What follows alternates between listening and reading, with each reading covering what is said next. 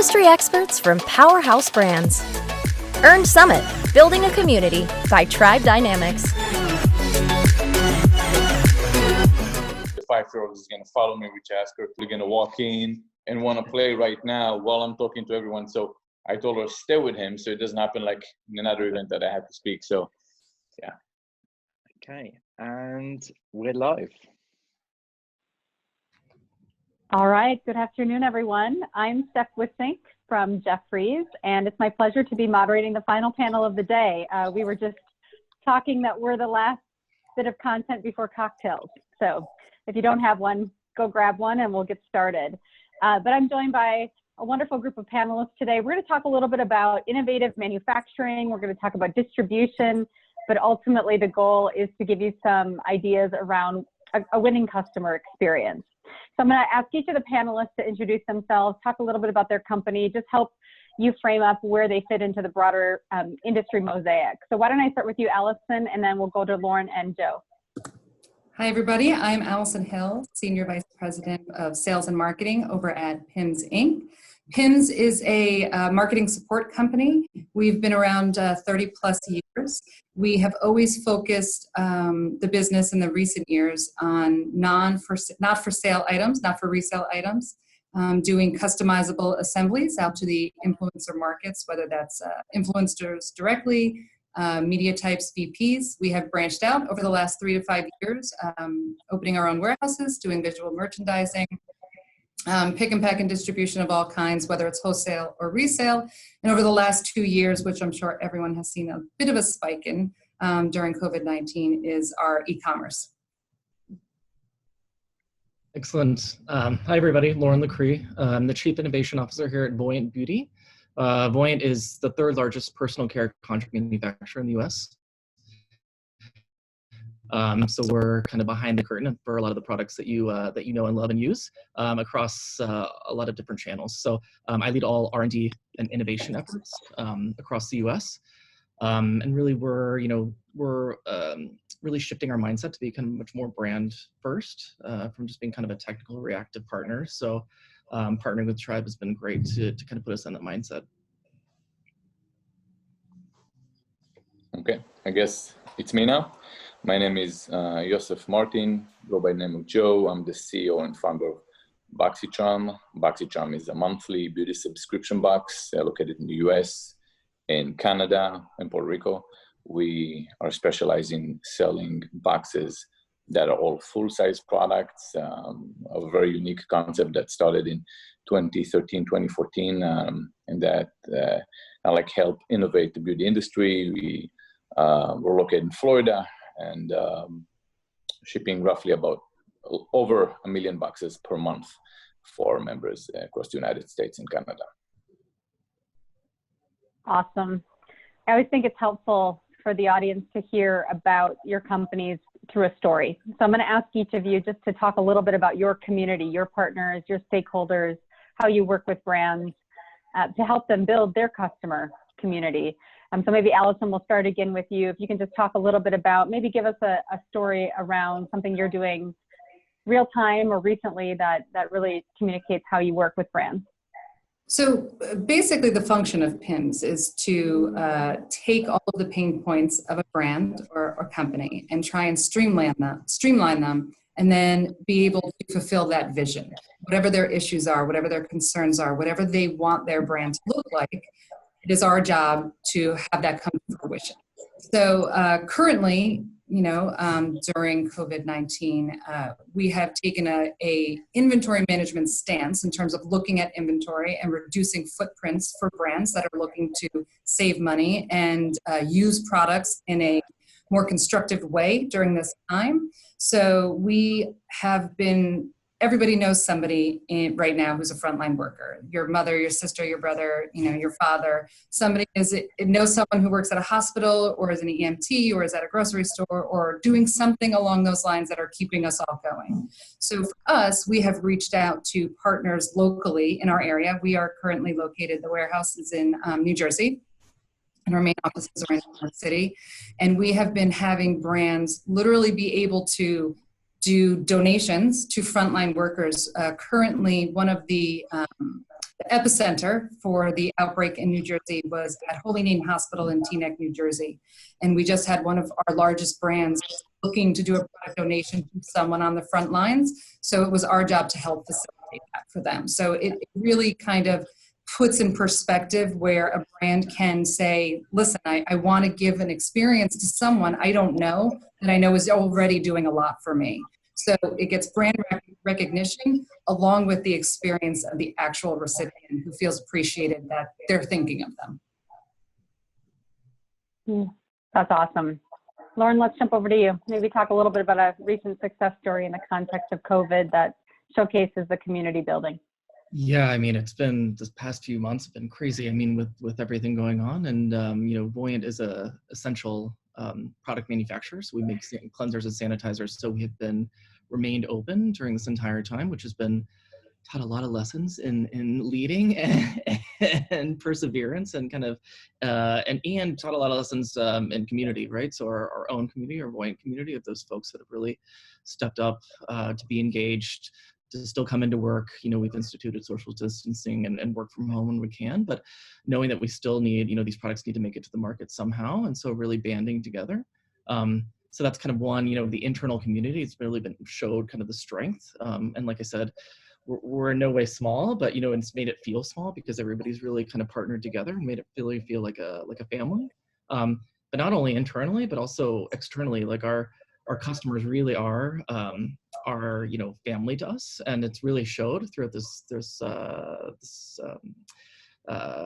time, because, you know, literally we've been getting, you know, it's been really nice to get kind of messages of encouragement from our customers, really thanking not only for, you know, creating essential products, but also for helping them continue their business. I mean, it's all a web, and we're all interconnected, and we're all reliant on each other within this kind of in the space. And so we've been able to kind of keep their production, their innovation, their processes moving to be able to keep their employees employed as well. As well as then kind of building on that, you know, to further strengthen the relationship. So, you know, we work with, you know, we liken ourselves to a school system, really, where, you know, we work with a lot of small indie brands that you see in Sephora that are, you know, maybe struggling doing smaller runs, and then we help them to graduate to kind of mid-range, and then to graduate school, if you may, and, you know, larger runs and things like that. And really each customer's been truly appreciative, whether small to large, of kind of the community that we've built, of being able to help them be reactive, but also keep their business functioning. Joe, let's toss it over to you. Talk about what Boxycharm's doing to build their community during this time. Yeah, so let me touch a little bit about the Boxycharm concept, so it's going to be more embraced. So we launched Boxycharm in 2013 with when we were not the first subscription box out there at the time. Subscription boxes were mostly small sample size, with the concept where the subscription box would knock on brand's door and ask them for free samples so they can place in the box. When we came up with our concept, we wanted to do two things different. First, we wanted to pay the cost of goods for the brand, so it would be absolutely free. The second, we did not want to go the traditional route of small size. We figure a full size would provide full experience from the product, and also the brand wouldn't have to go through product development for a sample. So it was the first part that helped us with the brand. With the consumer, we didn't really think about how to build a community later on. There was an aspect that was built in a way by itself, and then we injected some steroids in it. But the way we did this, we came up with a product that wasn't really available in the market, full-size product for a fraction of the cost. Brands pay absolutely nothing, and they have the ability to have their product in the hands of highly engaged consumers. What happened was, we kept asking, how can we fuel the community? And we decided to create awareness better. Not touching right now the COVID, the additional way that we did this was working with influencers. So we built relationship with influencers, personal relationship early on, when talking 2013, 2014. And in today's world, we work with thousands of influencers, sending boxes to them, all the way to celebrities like Kylie Jenner every month where she opened our box. The idea is to make sure that our partners, the brands, will have a cool factor around their products. They'll have the ability to sample their products with hundreds of thousands or millions of highly engaged consumers. And for the members, to eventually be a better, more educated consumer, they get full experience out of the product. From there on, to build a community, we took that and we stripped it down and said, what is a community for us? A community for us is a group of people in the same place with the same interest, activating together. So we started creating since 2015, a lot of interactive activities for members when they created looks, and we engaged them to connect with each other. And that's what created the ability for us to create community among the members, going into our brand partners, saying, look, we're going to take your product, put us in this aggregated, very strong community that's going to talk about that. So we were able to lift awareness for brands within a matter of days as soon as it hit the box. So if it was an indie brand, right away they were suddenly known. If it was a major brand, say MAC Cosmetics or so on, no matter who you are, we still move your needle significantly to be able to look back a year or so later and say, that spike was after a campaign with Boxycharm. Joe, I want to riff a little bit and let Lorne and Allison do the same on the concept of really advancing your brand partner's position in the marketplace. So Lorne, if you could just jump in and talk a little bit about, on the product innovation side, how you bring a new concept, a new idea to market, working with your brand partners. And then Allison, on the executional side of the PR and the marketing and the experience, maybe help us take that common thread through from what Joe's talking about to really one way that you think brands can be successful today in the midst of COVID, and then let's think about living with COVID in the near future, around product innovation, and then ultimately how to really build a great impactful campaign around that all the way through the execution on the PR side, Allison. Yeah. So Lorne, you want to go first? Sure. I'll follow your lead. From the beginning, and then so we, so I think some of my background might inform this. So I, previous to this role, worked for 6 years at a luxury brand incubator. So luxury brand partners, and we had brands in IGK, R&Co, a lot of salon brands, and some color cosmetics. And I worked with around 45 contract manufacturers over my time there, and saw really the good and the bad and the ugly, but also like the opportunity, right? And how you can truly kind of create magic at the beginning with the product ideation phase. And really when you find the right contract manufacturing partner that you can create this magic with. And so really, for a concept, where I see concept development success or ideation innovation success is really around kind of that really inception piece of it, where luckily we lie, contract manufacturers, but also kind of our cross-functional partners sit. And so I really liken it to like cooking with an Instant Pot. So I'm an Instant Pot head, if you may, and obsessed with it. It's my best quarantine friend if you haven't used it. And really the thing behind Instant Pot is really you have to have everything up front before you kind of lock and load and cook to make this really magic dish, right? And so it's the same with product, right? And we so often we're seeing that, you have a great idea and then you kind of realize something too late in the game, you can't change it, you just launch it, and it could have been something so much bigger and more magical, right, at the end of the day. And so it's really having all those things in line at the beginning. And so really what we do is try to get all the right people at the table at the beginning to help the brand flesh through their idea. They often have amazing ideas, but we can often even make them even greater. So it's really around kind of putting all the right people, whether it's raw material suppliers, fragrance houses, packaging suppliers, sampling partners, whatever it might be, at the table discussing the concept together to really flesh out kind of what this looks like in a grander scale. To think about kind of what, instead of just being reactive and creating a formula based on a brief, really kind of building with them and understanding how we can make it even more killer and more amazing from the get-go. So, that's where kind of the magic lies of where, we could, technically kind of be working on a formula, helping them with fragrance. In the meantime, maybe leaning on a raw material supplier to do some pre-clinical testing for them that could even make their story more compelling, all around being kind of disruptive versus the normal typical development cycle.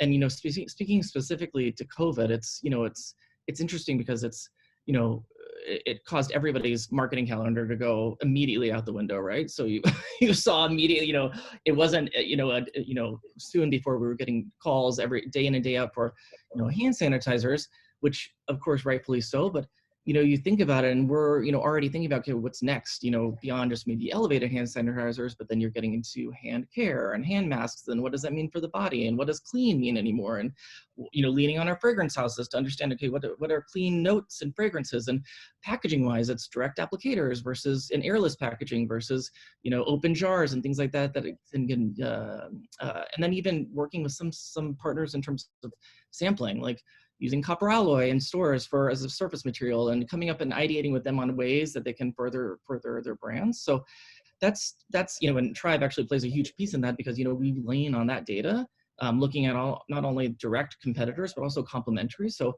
outside of their category, who's playing and who are their followers engaging with. So it's really all those ingredients from the beginning that we're using to kind of craft these stories and help them react quickly, because then once that happens, then the developments often you lose a lot of those hiccups that you typically face, and you can shorten development times by months based on kind of anticipating some of those needs from the very beginning.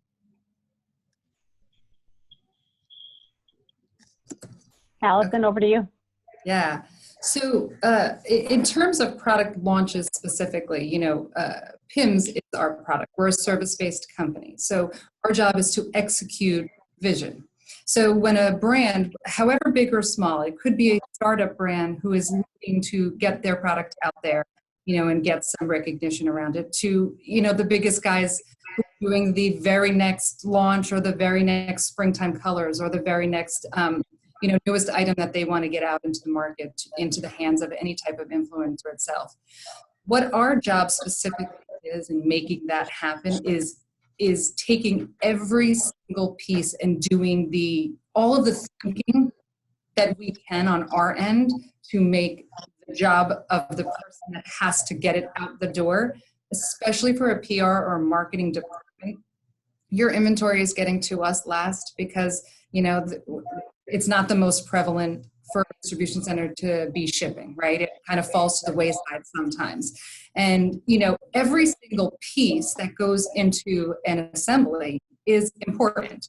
From the tissue paper to, we want to use a sustainable box. We don't want to have bubble. We want to use recycled material. That color isn't exactly matching. The inventory is coming in today. How are we going to get it in the box with the handwritten note that's customizable specifically to Lorne or to Stephanie, to make sure that the color matches we originally wanted to project for that person and that recipient to get, because everything is an experience. So our job is to enhance that experience. If this is a product launch, if this is a sampling endeavor, if this is a pack out or a gift with purchase, every single one of those for PIMS is important, and the extent to which we will go to ensure that the brand's vision, because it's not our vision, right? Our job is to become an extension of that brand. So when we want to partner with any brand, big, small, across cosmetics, across food, across lifestyle brands, clothing, CBD, you name it, it is our job to really understand the client, to understand their needs, to get into the detail and ask the questions that are really tough questions. Like, what is the actual concern? What is your main pain point? What can we do to make sure that we take that off of your plate, so you can go and look at your next launch and have the time, the flexibility, the budget in order to continue to facilitate that and to continue to be able to hit your marketing schedules for whatever those may be. During the time of COVID, we too have been open. Obviously not our New York City offices. I came down here to the warehouse today. I have been working from home since the beginning of March. Felt really weird to drive my car. I almost thought to myself, do I need to put on my GPS on how do I get to the office? But once I got here, everything felt very normal. But we have been open nonstop. A lot of what brands are doing currently is wellness kits, whether it's to their own employees to let them know, like, listen, this is tough for everybody, but we're still thinking about you. We still appreciate what you're doing from home. We're still in this together. And although we might not be seeing each other in the office every day and being able to, wait, what did you say? And let me help with that. And I'm here for this. And oh my gosh, the product lines. And did we get the tissue paper? And there's 3 trucks at the bay door. We're still being able to help facilitate whatever it is during this time that we can for them. Wellness kits, regular e-commerce products. I mean, I don't know about anybody else, but I'm still ordering off of Amazon. I don't want to go to the store. So I'm sure e-commerce has been big for everyone. And whether, regardless of the product itself, our job is to ensure that it gets into the hands of the recipient and that they have the most wonderful experience possible, whether it's opening up something they ordered themselves from one of the e-commerce sites that we are linked to on our end for the inventory management and warehousing, or another assembly that's saying, listen, we're still here. Hope you guys are doing well. Hope you're safe. Hope you're healthy. So in terms of any kind of product launching abilities, it's still happening. Maybe on a smaller scale right now, but it's still happening. Awesome. I'm gonna do kind of a rapid fire question to all of you, but as you think about the COVID experience thus far, what is one of the most creative things you've seen a brand do? Just if you had to pick one thing that you think, you mentioned wellness kits, Allison. I think that's a fantastic way to kind of build that rapport with your teams and your core constituent, your employees. So maybe give us one, or if you have a second idea on what brands can do right now to reinforce that community of customers or staffers. I don't know if you're throwing it to me, but I'm going to jump in, gentlemen, real quick. The biggest things we're seeing right now is with states beginning to open, even partially, we're looking at welcome back kits. Welcome back to reality, welcome back to work, welcome back to civilization to some extent. And the other thing that is really interesting from our end to be witnessing is virtual conferences that you would normally go to, in-person events, whether it's a trade show or, a smaller conference. People always walk away with a gift bag. You always walk away with some type of product. Now what we're doing is we're sending that product directly to the person at home. So they still have the ability to have a product in their hand and be able to participate in the conference, virtual, digital meetings of all kinds. So it's really interesting to watch how companies and brands have pivoted so quickly. One thing I'm going to say, one little thing that I noticed in COVID and that happened to many brands, specifically in the beauty side, was the fact that many of them, there are 2 types of brands. Some are DTC, completely just straight to the consumer, and the other ones are brick and mortar stores. And many of them got impacted because they had many orders canceled. I mean, Macy's and so on, which can take whatever the order, they're closed. So they would have to figure out what to do with that excess inventory. And many of them would come in creative ways. I mean, some would go to a box and ask, can you place it in a box? If you pay the cost of goods, makes sense. And we've done this if it made sense for the box, if the product were actually good, and it doesn't matter how many units you have, we're big enough to absorb that. Other people just decide to reinvent themselves and decide, okay, now this is the time to do what we didn't invest all this time, which is direct to consumer. And ultimately, this is where they had to be all the time, but that would kind of like enforce them to do what they needed to do. And I think that would be the biggest trend that you're going to see right now. Everyone's going to be hoping to be independent in the relationship between the consumer and the brand. They wanted to own that relationship and not send it to a store or department store. Yeah, and I think that Lorne, how about you? Yeah, I mean, I think that it's everybody's rethinking retail, right? So it's, what is that in-store experience going to look like or not look like at the end of the day? And from a product perspective, it's really thinking about, okay, it's like it puts the onus and even more that from a formulation standpoint, a formula needs to be beautiful, it needs to clearly photograph well. So if you're on the on the website or shopping virtually, that you see it and it kind of brings it to life texturally, color, whatever it means. But performance-wise as well, your befores and afters are going to even be more critical to be able to showcase performance and as well then how it can live, right? So how you further bring that to life, because I think it's across the board from skincare, something not demonstrable like skincare or fragrance. How are you going to further bring that to life? And we've been concepting a lot on that of cues or things like that we can partner on to help to kind of anticipate or get ahead of that, as well to kind of almost just visually sample, so you almost can almost experience it, but make sure that it really performs well on all those parameters and thinking about that from the very beginning, the concept phase, versus having it as an afterthought of kind of backing into it. Lorne, I think that's a really important point, this idea of sampling. I mean, it's so core to the discovery and enrichment period of learning of a new brand and trying it and becoming loyal, hopefully. Maybe talk a little bit about, and let's start with you and then let's wrap around the panel, but talk a little bit about what you see in the current state of sampling and how you think sampling evolves at retail. Joe, you know, via your model, you've got an audience of 1 million members a month who are beauty enthusiasts, love the product. You know, talk a little bit about that. And then Allison, on the concept of, you know, bringing a new idea to market, how should we be thinking about the future of sampling, the current state and the future of sampling? Yeah, I mean, you know, current is really around, you know, it's been kind of that rush to see touchless in-store sampling. So how do you make it, you know, how do you preserve that in-store experience, but still make it, you know, safe and hygienic? You know, and I think, you know, we've been ideating on ways with that. And, you know, from a formulation perspective, it could be putting it in other forms, whether it's fragrance in a powder or something like that, that's less, that maybe could be applied with more hygienically. But from a overall, I mean, I think that's going to be where you know, brands really rethink how, you know, potentially in this, you know, D2C world, then what does that look like, and how do brands further look at other ways or other levers to bring that to life? Whether again, it's through, you know, color cues or packaging cues or things like that they can utilize to further kind of push or reiterate product benefits.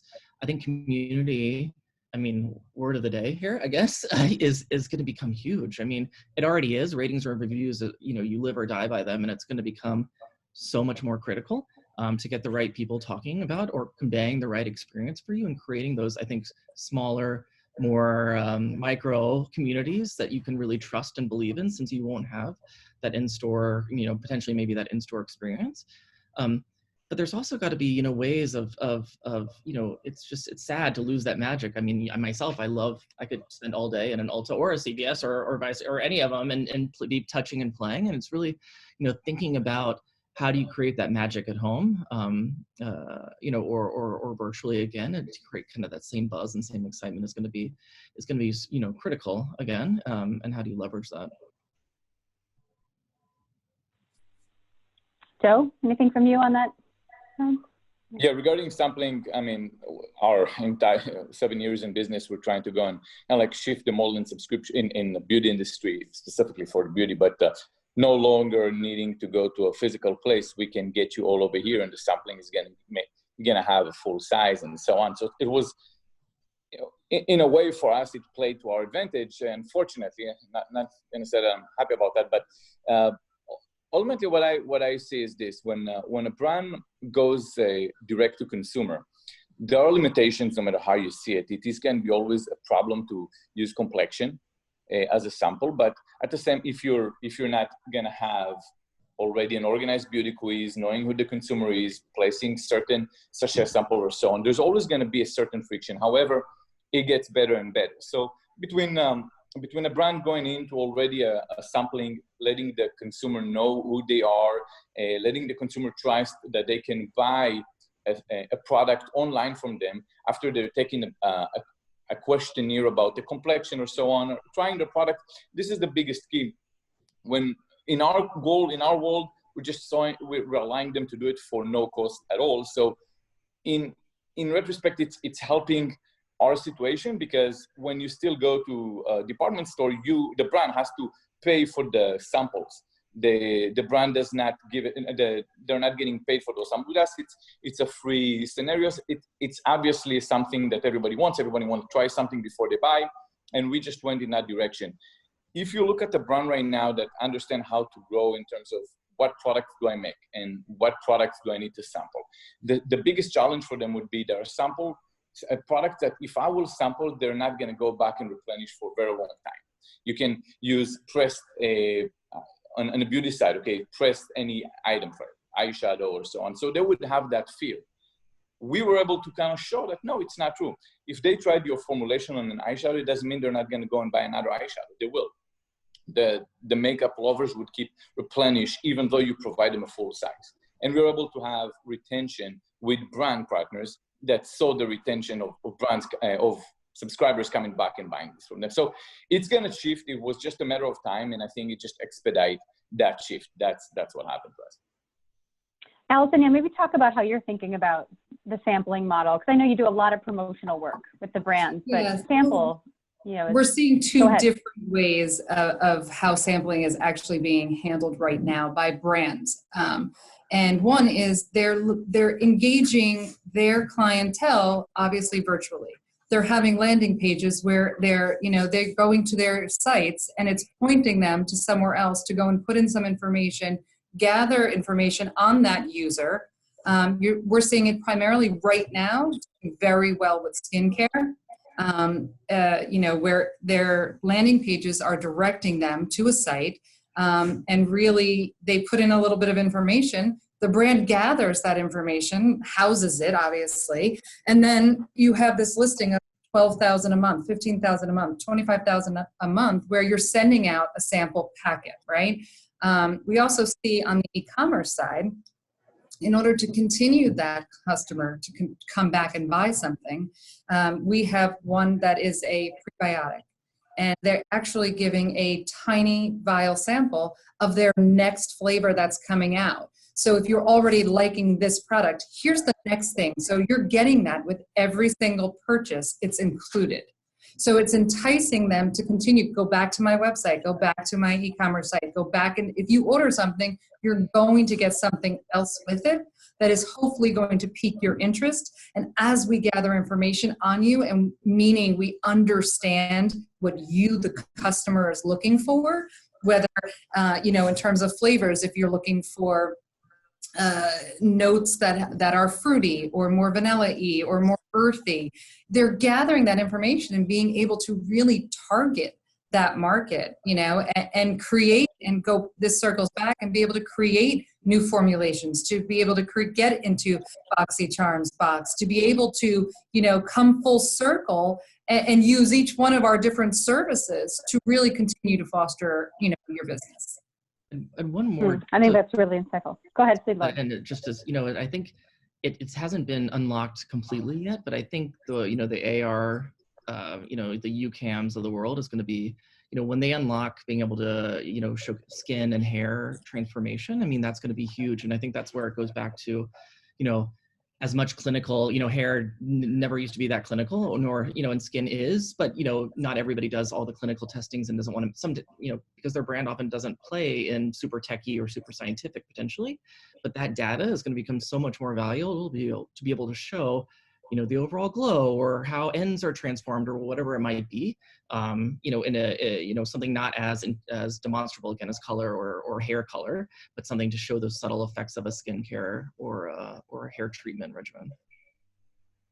Yeah, one of the things I'm hearing from all of you is this idea of storytelling. And clearly, Tribe's platform has been huge for all of us to understand how influencers create stories about brands. So I actually want to ask a question that just came in, which is the next question we had on our list too, this idea of addressing sustainability and waste as you think about the next generation of sampling, which might actually be individualized samples. So how should brands think about that balance between wanting to get small size samples into the hands of their preferred customers or their potential customers, with the message that the industry is taking around waste reduction, and a lot of brands who are really trying to push on environmental waste considerations? So any thoughts around that tension, that natural tension right now that brands might be thinking about? I can say that it is always a discussion when it comes down to waste.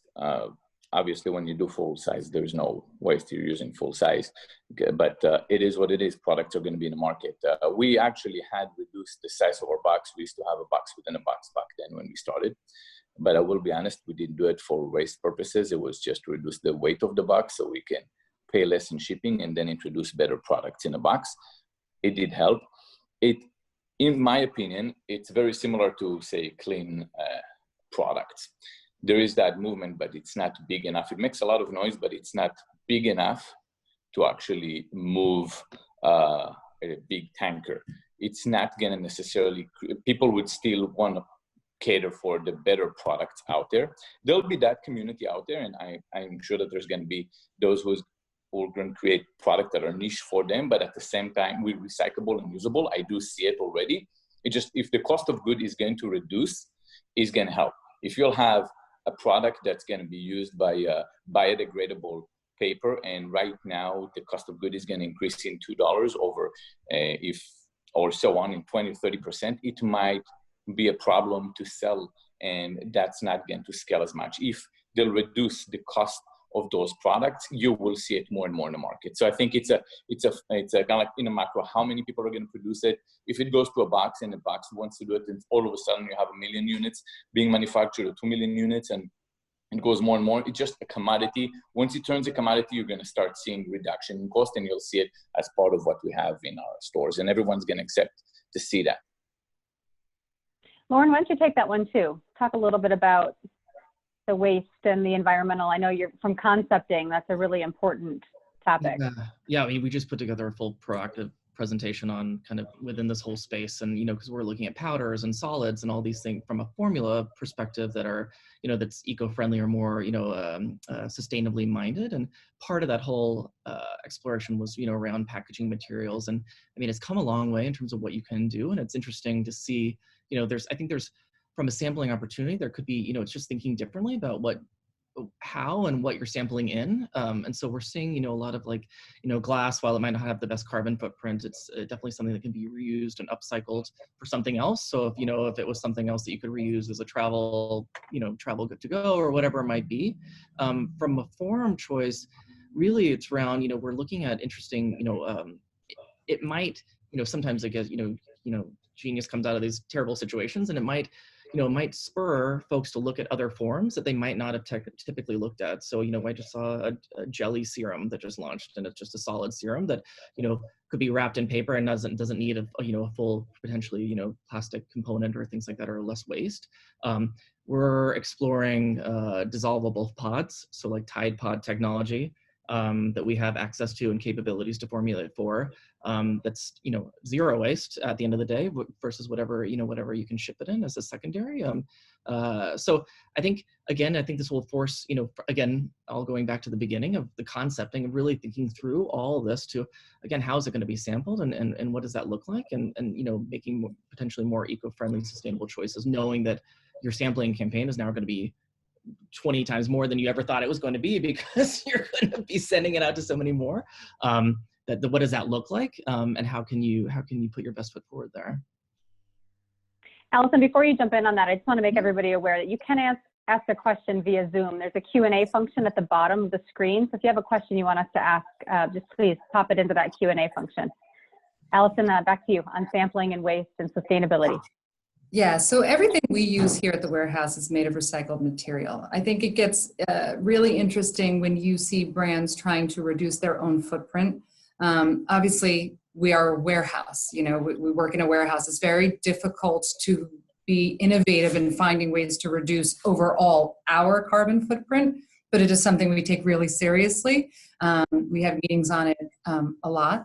To go over, new ways of using sustainable packaging specifically. One of the ways that quite a few brands have brought up is being able to reuse packaging, meaning you send to a customer, how does that look? Can they send it back for their next order? Can they reuse it for something at home?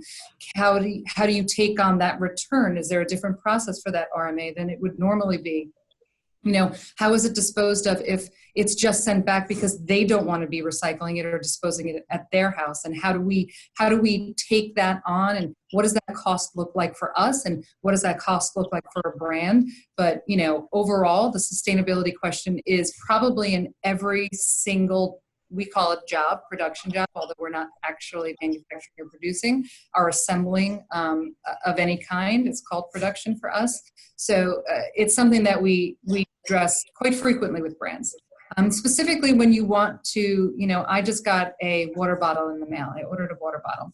The box was a 12 by 12 by 12. It had a ton of paper, a ton of bubble. And when I saw the box, I was so excited because I'm thinking they sent me a whole bunch of free stuff too, right? In this giant box. And I have this water bottle that's, 3 by 6. And I'm like, not only is this wasteful in terms of their money, of what they're using to have to put into that box, but now I have to figure out, am I recycling this? I'm breaking down the box. What does this look like? And a lot of it does become very wasteful. So it's something that is definitely top of mind for us. That's really helpful. All right, we've got a few minutes left. I want to just pop over into some big thoughts as we wrap up. One of the big thoughts is, if you look out over the next 5 to 10 years, as it relates really to product ideation, influencer marketing, loyalty, gifting, just give us a little flavor for a big idea that you're thinking about. Joe, let's start with you. What's Boxycharm thinking about 10 years in the future? We don't think 10 years in the future, guys. I mean, right now we are modifying. I'm not going to lie to you. We do not have a plan where we're going to be in 10 years. We're 7 years old or 6.5, 7 years old.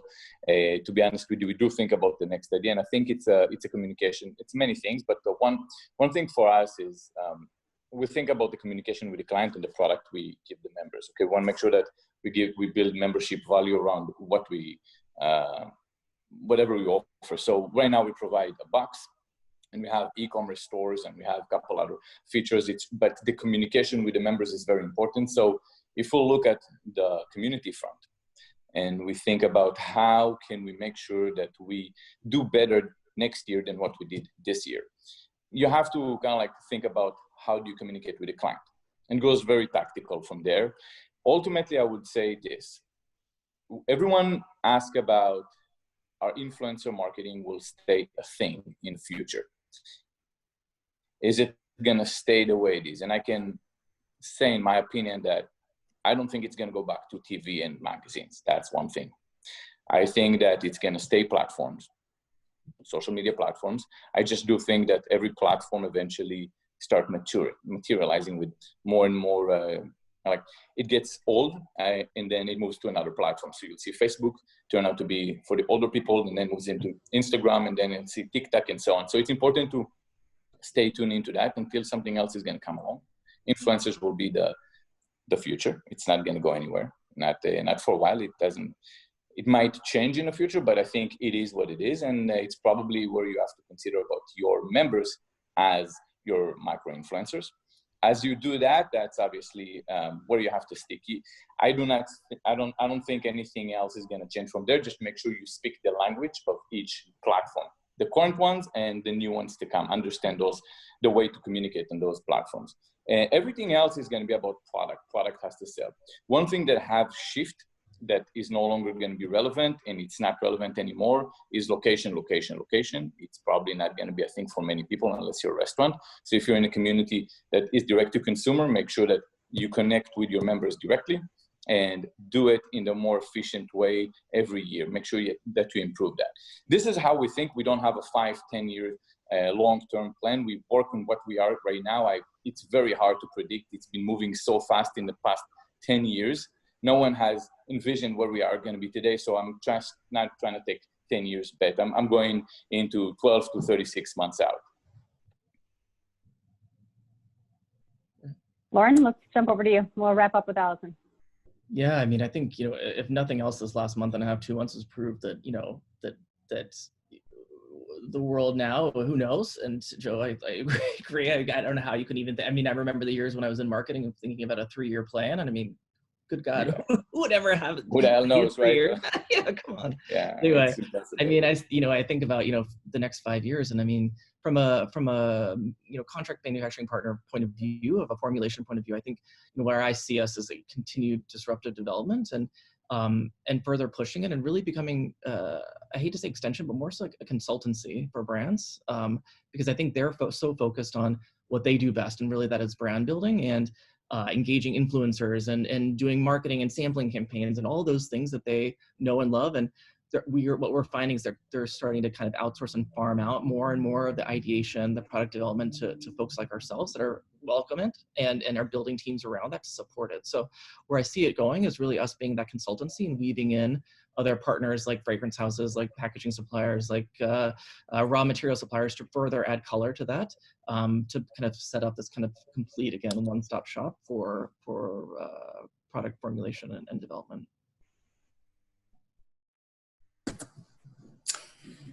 So my answer Allison? Yeah. is twofold for that. Internally, where do we want to be? We want to be better than we are today, right? We want to be in 10 years from now better than we were. I guess that'll be 40 years from when we started. We want to grow our internal community so that they are educated and professional and can go out and speak to clients and find the necessary information to continue to foster their own careers, right? And lift them up internally. There's a couple of different roles here at PIMS, and there is 3 of us specifically that I talk about all the time. One is pie in the sky. We can do anything, even if we don't do it. If you ask me, I will figure out a way to get it done. Is the middle of the road. We could probably do it, but let me get back to you. I'm going to think about it. And then we have the legitimate, like, I don't think we can do this. Like, let's be realistic here. This is not something we can do. I am the pie in the sky. So for 10 years, what I have planned for PIMS astronomically is, as long as there are brands that are willing to take their vision out into the world, there's going to be PIMS making sure that that vision comes to fruition for them, like, period. You know, that's what we're here for. So the next big idea, the next brand that has a launch, the next person that says to themselves, I want to start a makeup line, I want to start a clothing line. How am I going to do this? 3PLs don't like to work with startups. I want to be the next drunk elephant. How do I do that? That's what we do. And that's what we'll continue to do, because our commitment has always been internally to our staff, making sure, obviously during this time, that they're safe, they're healthy, they're provided for in terms of being able to keep their jobs, get paid, keep moving forward. And for the clients, we're always, always, always have been putting them first. It's a great finish. I always jot down a few phrases that struck me during these panels. And so for any listeners on the line that are still hanging with us, I think it's really important. Lorne, you mentioned ratings and reviews are going to be more important than they've ever been. So for brands on the line, make sure you're kind of keeping track of your ratings and reviews. Allison, thank you. The wellness kits and the welcome back kits, I think that's a fantastic idea. And to the point that you mentioned, and Joe and Lorna, you all talked about, there's going to be a lot more traffic on your DTC sites if you have them. And so embedding some questionnaires, gathering some information about your customer right now is your opportunity to do that. And then Joe, thank you for the comment. And I think Allison, you reinforced this too, but just do better than you did the last time. Really think about advancing and evolving and adapting to this new world. So lots of comments coming in terms of thank you all to the panel. And so I appreciate your time. I'm going to turn it back over to Tribe because I think they've got some final words. So thank you everyone for joining us. Thank you. Back to you, Tribe. Awesome. Thank you so much, Stephanie, for being a fantastic moderator, and all the panelists for joining today. So just to let everyone know who's still around, that's the last webinar of the day. It's been an amazing 6 hours. We're pulling in the numbers here, and we've had unprecedented kind of attendance throughout the entire day. So we can't thank everyone enough. All of the videos, all the webinars have been recorded. We're going to be editing them overnight, and they will all be uploaded into YouTube by tomorrow morning. There will be an email sent round to a thank you. We're also going to be sending a survey to get everyone's feedback as well, what we can do better next year. Yeah, just want to thank everyone for attendance, and all the panelists and talkers for the day. It's been amazing. Thank you, everyone.